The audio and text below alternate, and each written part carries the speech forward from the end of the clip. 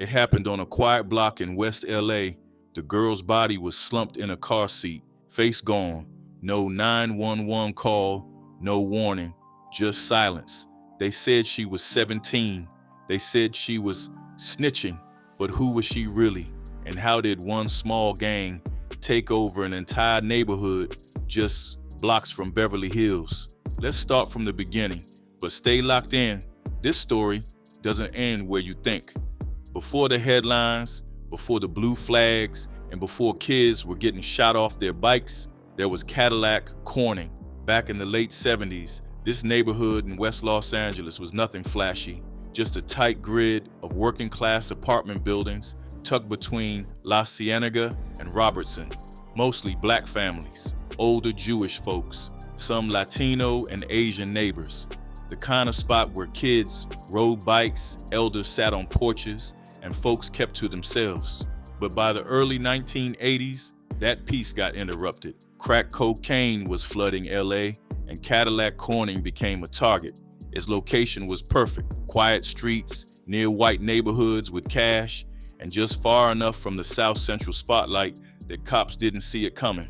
Young crews started coming up. Breakdance groups turned into street cliques. One of those crews called themselves the Playboy Dancers. But they weren't just about the moves anymore. As money entered the game, so did turf politics. Crack turned kids into lookouts, friends into soldiers. By 1985, the name had changed. Playboy Gangster Crips. C Street, short for Corning, became their headquarters. Buyers from Beverlywood and Pico Robertson pulled up for dope. Rooftop lookouts used whistles and pagers. Kids on bikes moved product. If you were from the block, you knew not to ask questions. By '87, LAPD wasn't calling it a neighborhood anymore. They called it a war zone. Security bars went up, fences got doubled. A local gas station closed down after getting robbed too many times. One landlord said straight up, "I feel like I'm jailing my tenants to protect them from the kids outside." But it was just getting started, because once the Playboys tasted money and blood, they weren't letting go easy. The Playboy Gangster Crips officially stamped their name in 1979, but to really get it, you gotta understand the vibe back then. Cadillac-Corning was shifting. The older Jewish families were moving out. Young black teens were finding family in places the system didn't offer. There were breakdance battles in alleyways, not shootouts. Crews like the Moonlighters, the Red Lights, and the Diamondbacks all did their thing. The Playboys were just another group trying to shine. But all that started to change when real money hit the scene. When crack flooded LA in the early 80s, it didn't just change the streets, it rewired the hustle. Suddenly, these kids weren't just dancing, they were trapping. C Street turned into a live wire open market. And the Playboys, they weren't just playing anymore. The gang evolved fast. They kept the bunny logo, ripped straight from Playboy magazine. Their look, blue rags, bunny tats, and all the confidence of a set that felt untouchable. Cops said they operated with urban guerrilla tactics. Lookouts posted up on rooftops. Bikers relayed messages. Pagers lit up at all hours. If a buyer pulled up in a Benz from over in Beverly Hills, he wasn't just buying crack. He was stepping into PBGC land. By '85, they had locked it down so hard that rival gangs couldn't even set foot on the block without catching heat. LAPD records said they had literally no competition. But with all that territory came more heat. Shootings started popping off, bodies started dropping, neighbors stopped walking their dogs. Even pizza guys stopped delivering. The cops knew they had a problem. But the Playboys, they didn't see it as one. They saw it as control. And the thing about control, you do anything to keep it, even if that means putting 4 bullets into a girl's face. We'll get to her story soon. But first, we need to talk about what happened when the city finally pushed back. By 1986, the Playboy Gangster Crips had Cadillac-Corning on lock. Not just the streets, but the fear, the silence, the rhythm of daily life. They didn't have thousands of members like some South Central sets. LAPD estimated around 200 active Playboys at their peak. But what they lacked in numbers, they made up for in control. This wasn't about being loud, it was about being everywhere. Every alley, every parking lot, every lookout post on C Street was covered, and they weren't hiding it. Journalists who came through the block in the mid-'80s reported something that felt almost surreal. Teens with blue flags, bunny logos, whistling down rooftops, paging each other when strangers rolled in.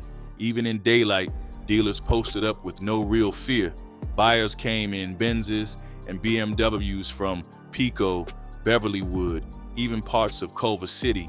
Most of them were white, middle-class customers who wouldn't dare set foot in South Central but felt comfortable driving 6 minutes into this pocket of West LA. But the peace, if you could call it that, was fake. Behind the open-air sales and coded whistles was a violent code. If you were from the outside and tried to move on their turf, you might not leave. If you bought crack and didn't pay up, they'd run you down. One 1986 case had a 16-year-old kid get shot by a lookout after a botched street dispute. The shooter stepped out of an apartment and fired just as the victim pulled off on a motorbike. The kid died in the street, and it wasn't just outsiders. Even within the ranks, the pressure to prove yourself was heavy. If you were a younger homie trying to earn stripes, you knew what time it was. Handle the work, hold your mouth, make it known you were solid. The community, meanwhile, was on edge. One longtime tenant told the Los Angeles Times he'd been mugged 3 times during the day. Another said his father had a gun pulled on him over a quarter.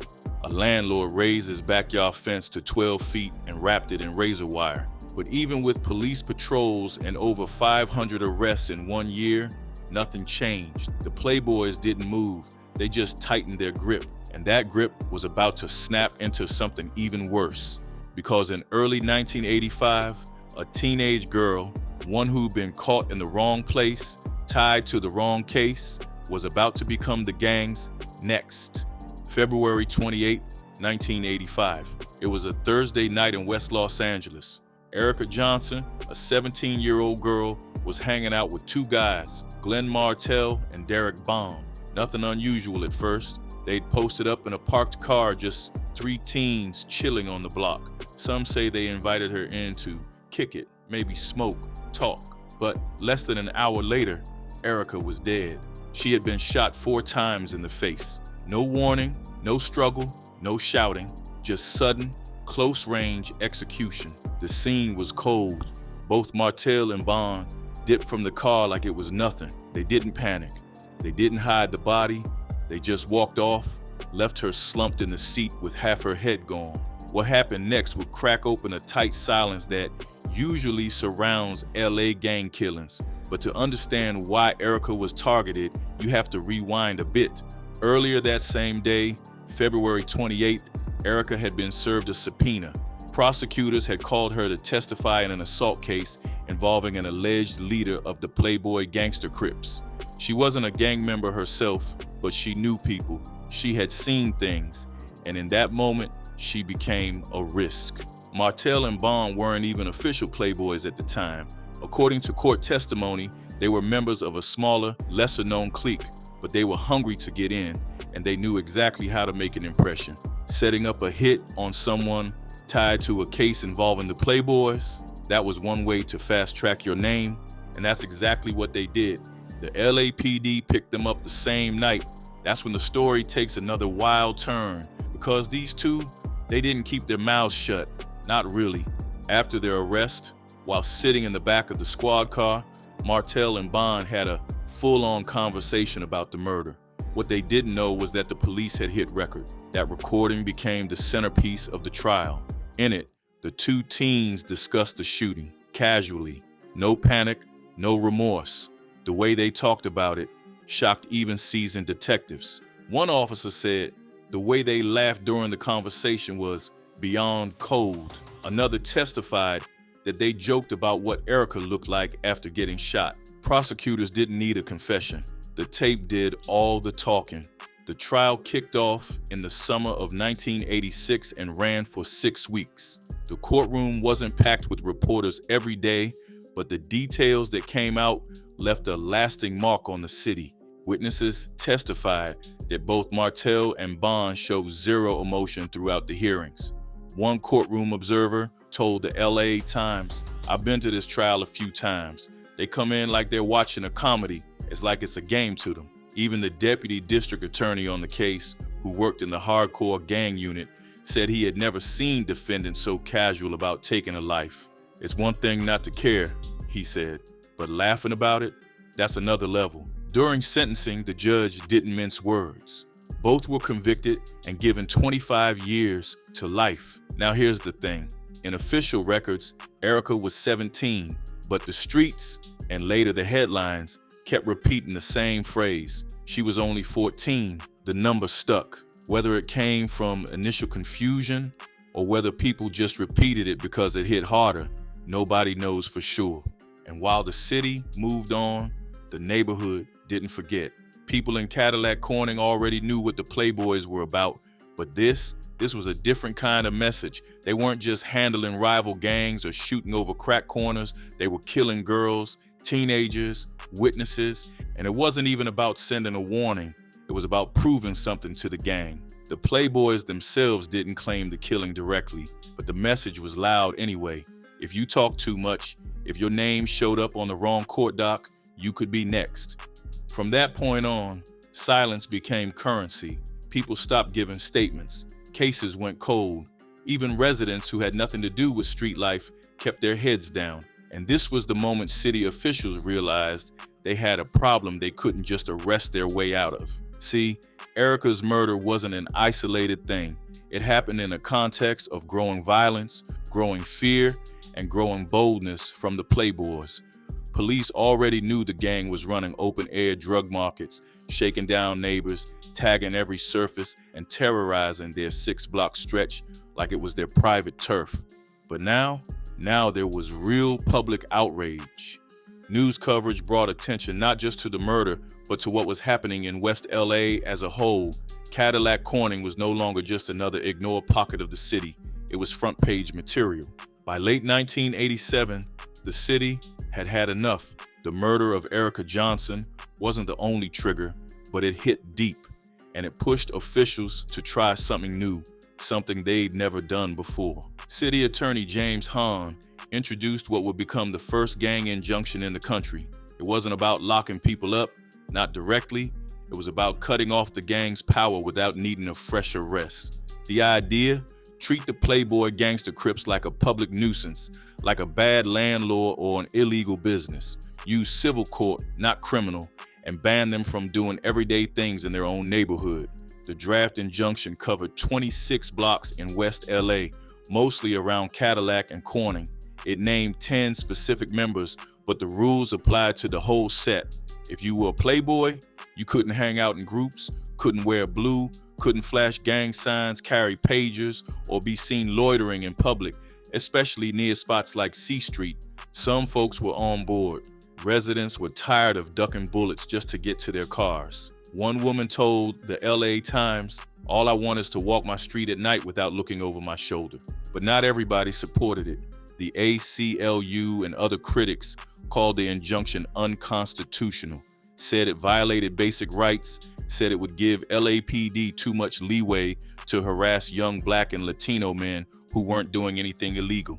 And at first, the judge agreed. Hahn's original version was thrown out for being too broad, but after trimming it down, the court signed off.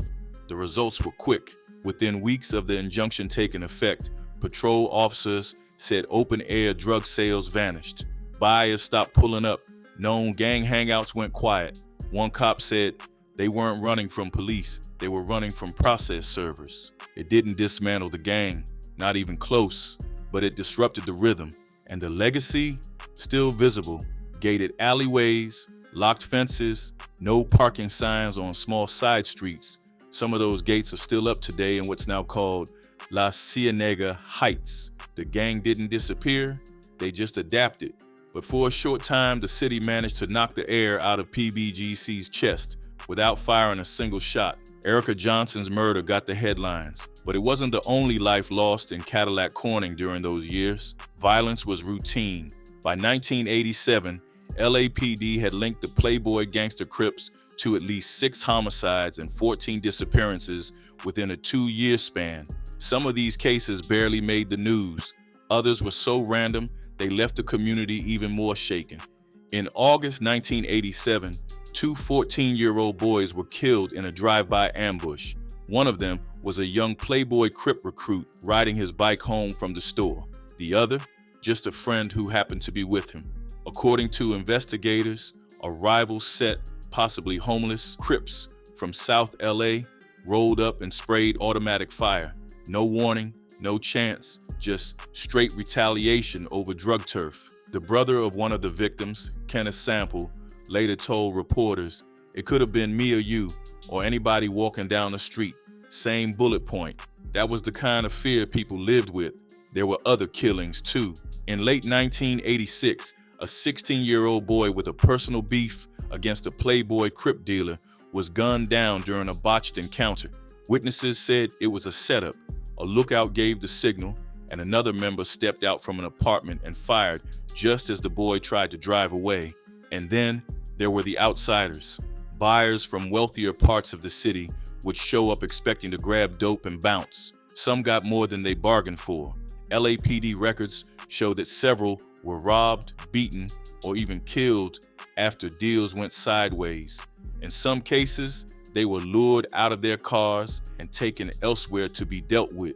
The Playboys weren't just violent with rivals, they were strategic. Their goal was to control the area completely. Anyone who crossed the line, even by accident, could become a target. By now, the gang had racked up enemies across West LA: the Venice Shoreline Crips, Gear Gang, the Mansfield Gangster Crips, even nearby blood sets like Fruittown Brims and Denver Lanes. Beefs weren't always loud, but when they popped off, they left bodies behind. And this cycle of retaliation, it wasn't slowing down. If anything, it was building towards something bigger, a killing that would spark headlines all over again. By the 2000s, a lot of people thought the Playboys had faded out. The injunctions, the arrests, the pressure, it worked, at least on the surface. Cadillac-Corning was changing. The gang wasn't posted on corners like they used to be. Buyers weren't pulling up to C Street like it was a 24-hour market anymore. But the truth, the Playboys hadn't disappeared. They had just gone low-key. Then came May 3rd, 2010. That evening, 26-year-old Janie Collins was sitting in a parked car in South LA, not far from Crenshaw Boulevard. Her husband, Kevin Dwayne Green, a documented member of the Playboy Gangster Crips, had just stepped out of the vehicle. He wasn't gone long, but it was long enough. A car pulled up. Gunshots rang out. Janae, 8 months pregnant, was struck and killed in a drive-by shooting. Her unborn child didn't survive either. It was one of those moments that cut through the noise. Not just another gang shooting, not just another name on a list. This was a pregnant woman, an innocent, killed in front of her home. Investigators quickly identified the shooters as members of the Mansfield Gangster Crips, longtime rivals of the Playboys. Court records showed that Kevin Green had been the real target. The shooters had tried to catch him slipping but missed. The fallout was huge. LAPD linked the shooting to an escalating war between the two sets, but it also reached beyond the streets. One of the people caught up in the aftermath, NBA player Javaris Crittenton. Crittenton, a former first-round draft pick who had played for the Lakers and other teams, was later charged with assisting a getaway driver connected to the shooting. Reports said he helped fly one of the suspects out of town to avoid arrest. It was a surreal twist, an NBA baller tied to a deadly neighborhood beef. The case made national headlines, not just because of the celebrity angle, but because it showed something bigger. The Playboys were still active, still involved, still dangerous, and more importantly, it showed that even after the gang had disappeared, the rivalries hadn't. Mansfield and PBGC had been circling each other for years, sometimes quiet, sometimes not. But Janae's death, that reignited the beef and reminded the public that the Playboys might have gone underground, but they hadn't gone soft. This wasn't about corner crack sales anymore. It was personal, strategic, targeted, and while the city no longer saw Cadillac-Corning on the nightly news, the ghosts of those early days were still moving in the shadows. The streets didn't forget, and neither did the enemies. After the 2010 shooting of Janae Collins, the city once again turned its eyes to West LA. But by then, the neighborhood wasn't what it used to be. Cadillac-Corning had already been renamed La Cienega Heights. The original black community that built the area had mostly moved out, pushed by rising rents, gang violence, and years of being boxed in by LAPD and gang injunctions. By the 2000s, the new residents were mostly Latino families, a few white transplants, and small pockets of older Jewish homeowners who had stuck around. To many outsiders, it looked like progress. The graffiti was fading. Developers were buying up old buildings. New housing popped up where gang-tagged walls used to stand. Local politicians and LAPD officials pointed to La Cienega Heights as a success story. One former city attorney even said, "We literally pushed the gang out of the neighborhood." But not everybody agreed. For the families who lived through the 80s and 90s, it didn't feel like healing. It felt like erasure.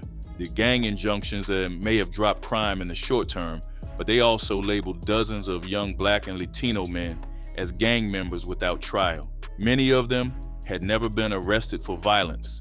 Some just lived in the wrong place or knew the wrong people. Even decades later, some of those names still showed up in law enforcement databases. Job applications flagged them. Apartment screenings denied them. The stain never really washed off. Community activists and scholars began questioning the cost of this kind of crackdown. Was it about safety or just displacement? One UCLA researcher wrote that the gang injunction created a legal cage, trapping people inside a system even when the streets had changed. Others said the strategy fast-tracked gentrification. Cadillac-Corning, once one of the most feared areas in LA, now had a Jewish seminary on the same block where kids once sold crack under bunny logos. The gang's physical presence faded, but their impact didn't. You can still see it in the fences, the locked alleys, the way people glance over their shoulders at night. And even though the Playboys stopped flying their flag openly, the culture they left behind, that's harder to bury. By the mid-2010s, the original Playboy gangster Crips set in West LA wasn't making headlines anymore. The name wasn't tagged across Corning Street the way it once was. Cops weren't flooding the block like they did in '87. But strangely enough, Playboy gangster Crips started showing up in new places, far from California.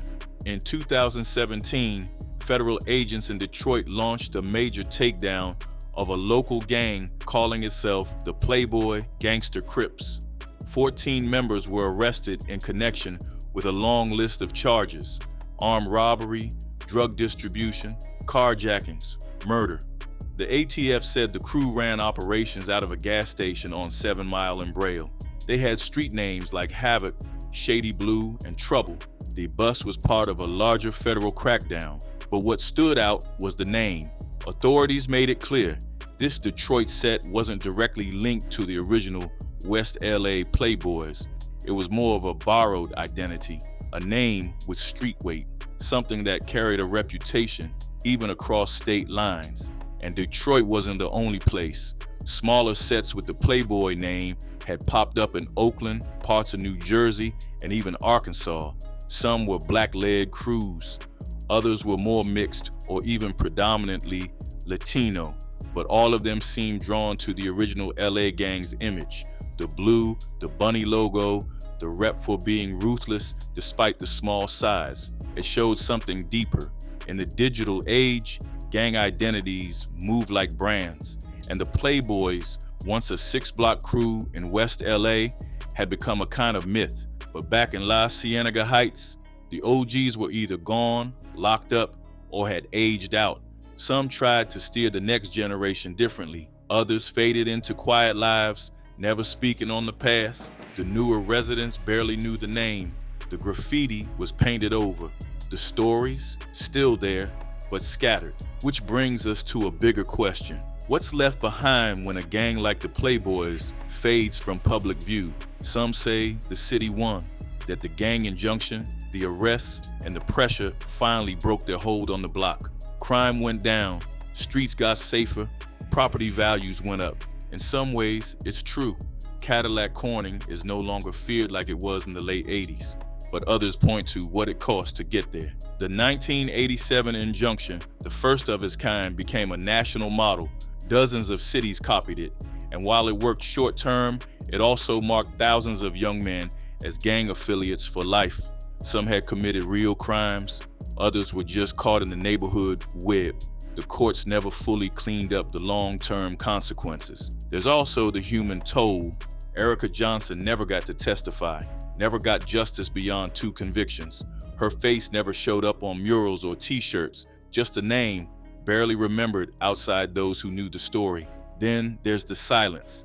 Many of the people who lived through PBGC's peak either moved out or learned not to speak on it. Trauma doesn't always get closure, it just gets quieter. Today, if you drive through La Cienega Heights, you won't see bunny logos or Crip tags, but the fences are still high, the alleys still gated, the echoes are still there, and the question remains, was this story about a gang or was it about a city trying to bury what it helped create? Because once upon a time, a girl got in a car with 2 boys she knew, and that night, West LA changed forever. In the end, the story of the Playboy Gangster Crips isn't just about one gang or one neighborhood. It's about what happens when a city loses control and then tries to take it back by any means necessary. It's about silence, survival, and scars that don't make the news. Erica Johnson's name faded from headlines, but what happened to her and what she symbolized never really left. The streets remember, even when the paint gets scrubbed off the walls. Cadillac-Corning doesn't look the same now, but ask the right people and they'll tell you, back then, it wasn't just dangerous. It was a place where even kids weren't off limits, a place where nobody felt safe, not even for a second.